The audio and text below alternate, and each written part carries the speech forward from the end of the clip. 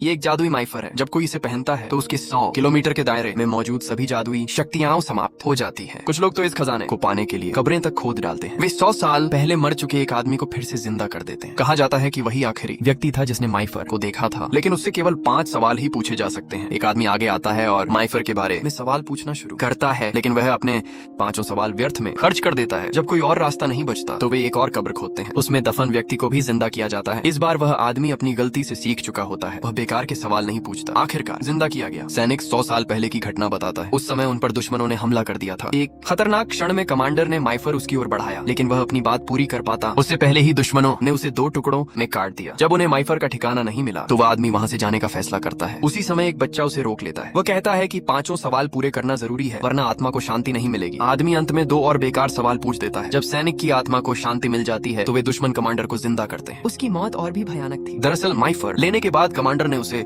सबसे तेज सवार को देने की योजना बनाई थी, लेकिन अगले ही पल एक तलवार ने उसका सिर धड़ से अलग कर दिया। कमांडर के सुराग का पीछा करते हुए वह आदमी उस सवार तक पहुंचता है। उसे लगता है कि अब वे माइफर ढूंढ लेंगे, लेकिन सवार बताता है कि उसकी मौत तो नहाते समय हो गई थी। वह कभी युद्ध में गया ही नहीं था। कई और कब्रें खोदने के बाद आखिरकार उन्हें असली सवार मिल जाता है। उसकी यादों के जरिए माइफर की सच्चाई सामने आती है। भागते समय वह सवार एक घाटी में गिर गया था। वह रास्ता भटक गया और भटकते हुए एक पवित्र योद्धा से मिला। उसने माइफर उस योद्धा को सौंप दिया। वह योद्धा उस इलाके में एक नेक और ईमानदार व्यक्ति के रूप में प्रसिद्ध था।